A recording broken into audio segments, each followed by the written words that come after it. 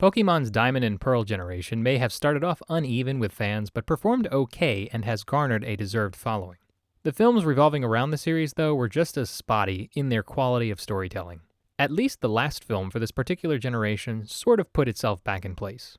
Unlike the last three, which added on legendary behemoths in each additional sequel, this film took the one-off approach. This is actually good because the trilogy of films revolving around Palkia and Dialga were not that interesting to begin with. That's not to say this movie is miles better, because it does have issues. In short, it's another standard film that fans would enjoy, but nothing not seen before. Thankfully, it ends the fourth generation of Pokemon decently enough.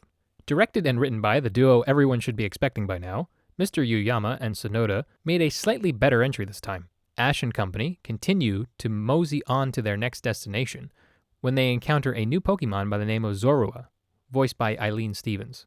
As it turns out, the main cast learn of an evil businessman who has the power to see into the future, named Grings Kodai, voiced by Sean Schemmel.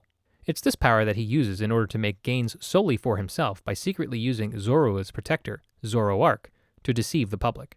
Ash and company also meet Carl, voiced by Wayne Grayson, a journalist looking to uncover Kodai's secrets as well. Again, at least the story is different, and explanations are given for certain characters' motivations. Then again, it also doesn't in some places. One good example of this is the purpose of Zorua being telepathic. In most recent memory, this feels all too much like Pokemon Giratina and the Sky Warrior. When looking at the film, even if Zorua couldn't communicate in English, the story would have went along just fine. Also, the concept of Zorua and Zoroark being a shapeshifter isn't new either. Ditto was the original Pokemon who could do that. Despite that, though, the supporting characters feel a bit more natural as opposed to the last bunch. They're not some extraordinary group of individuals with hidden powers. They're literally just regular people.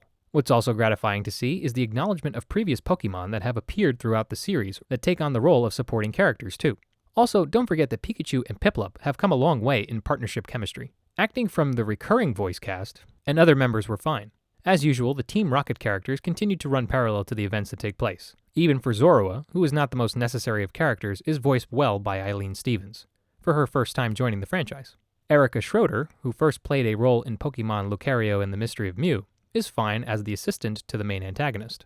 Wayne Grayson as Carl does well. For those familiar with his voice, fans may recognize some of his lines and how he reads them. The same could be said for Sean Schemmel, who everyone recognizes as the voice of Goku in Dragon Ball Z. It's not always apparent, but when Kodai yells or makes certain statements, fans can pick up on that it's him. When looking at the presentation of the feature, the animation is now fairly consistent from the last couple of films before it. The cinematography was again handled by Takeya Mizutani, as expected, and the reason for it still isn't there, which is also expected. Not like that's it though when it comes to expectations. Reason being that Shinji Miyazaki composes the film score to this entry. Didn't see that coming. What wasn't seen coming was that for this entry, Miyazaki's contribution is weirdly underwhelming here. Miyazaki really hasn't had any times that didn't work, but it can always happen. While the music isn't bad, it's just not memorable. The score does have different vocals in certain scenes, but somehow doesn't overcome the blandness. Oh well, can't win them all. Surprisingly, music wasn't as impactful as previous entries. Also, the addition of another telepathic Pokemon feels very repetitive in nature, with the series of films before it. The animation and voice acting is good though. It also helps that the story is independent from the last three films, and changes up some of the more typical aspects shown prior.